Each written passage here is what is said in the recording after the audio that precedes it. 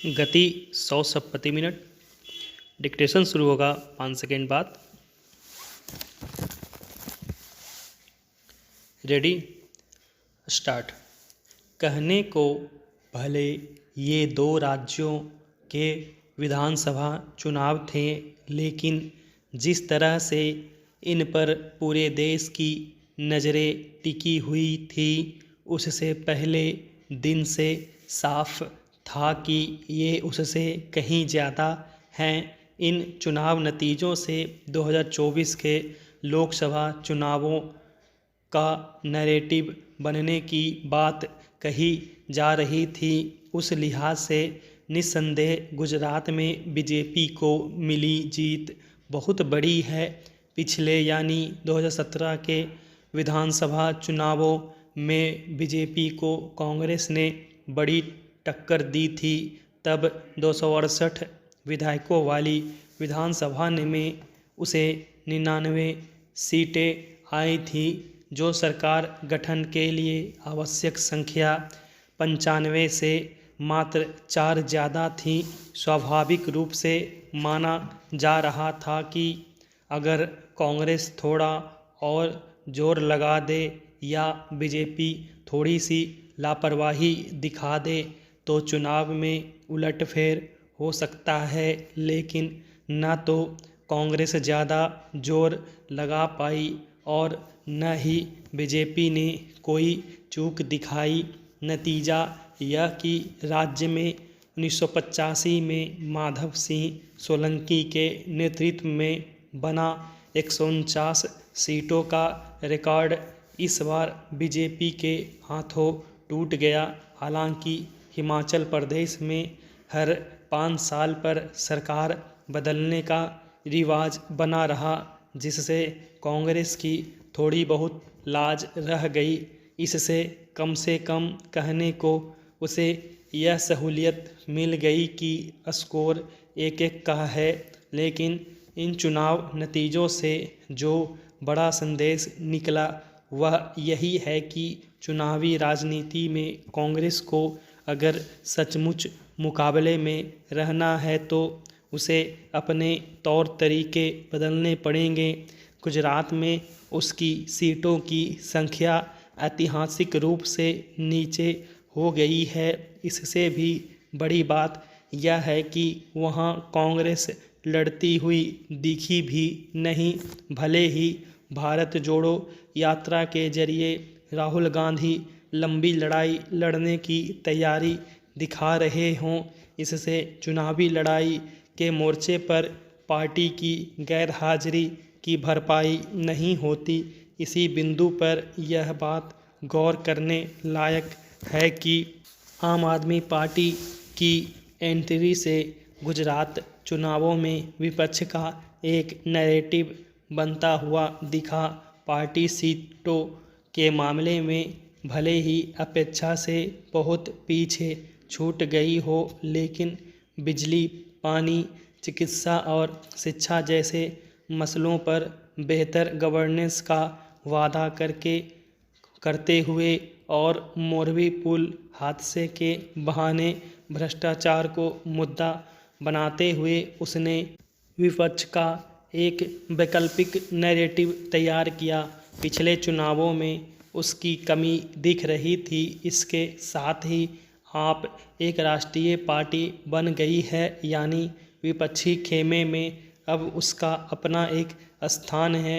इस या उस पार्टी का वोट काटने वाली पार्टी के रूप में उसका उल्लेख अब उपयुक्त नहीं माना जा सकेगा। खुद आम आदमी पार्टी भी अगर इस तथ्य का ख्याल रखे और अपनी आलोचनाओं की धार विपक्षी खेमे की किसी पार्टी के बजाय सत्ताधारी पार्टी की ओर मोड़े तो इन विधानसभा चुनावों से विपक्षी राजनीति में तालमेल का एक नया सिलसिला शुरू हो सकता है, जिससे विपक्षी एकजुटता की मजबूत जमीन तैयार हो सकती है।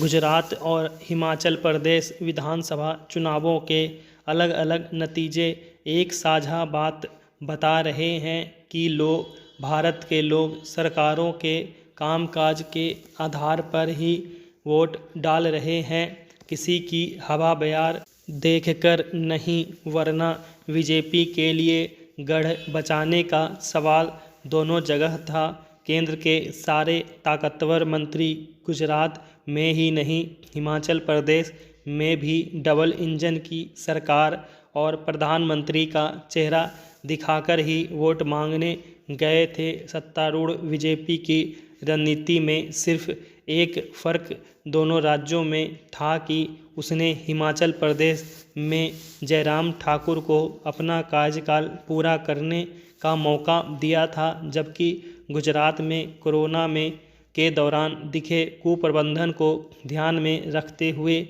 चुनाव के साल भर पहले अपना मुख्यमंत्री बदल दिया था। नतीजे इतने अलग आए तो इसकी वजह इस एक फ़र्क तक सीमित नहीं मानी जा सकती। गुजरात में बीजेपी ने 52.5% वोटों के साथ क्लीन स्वीप किया है। इसके विपरीत हिमाचल प्रदेश में कांग्रेस के साथ आमने सामने की टक्कर में वह 42% वोट ही हासिल कर सकी, जबकि कांग्रेस उससे 1% ज़्यादा वोट लेकर सरकार बनाने की तरफ बढ़ती दिख रही है। डबल इंजन सरकारें पिछले 5 वर्षों में जब दोनों ही जगह चल रही थी तो दोनों राज्यों की रफ्तार इतनी अलग कैसे हो गई। बीते एक साल में कई बड़े औद्योगिक प्रोजेक्ट गुजरात लाए गए हैं। इनमें कुछ तो दूसरे राज्यों से, खासकर महाराष्ट्र से उठाकर गुजरात में इसका फ़ायदा लाजमी तौर पर वहां की भूपेंद्र पटेल सरकार को मिला। गुजरात पहले से ही देश का अग्रणी राज्य है और बीजेपी की सरकार वहां एक बार और बन जाने पर स्वयं प्रधानमंत्री नरेंद्र मोदी के नेतृत्व में और आगे जाने का मौका उसे मिलेगा। यह कहानी बनाने में पार्टी को वहां खासी मदद मिली।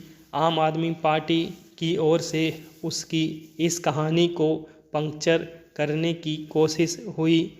मसलन यह कहकर कि इतना अमीर राज्य होने के बावजूद विकास के इंसानी मानकों पर गुजरात काफ़ी पीछे है।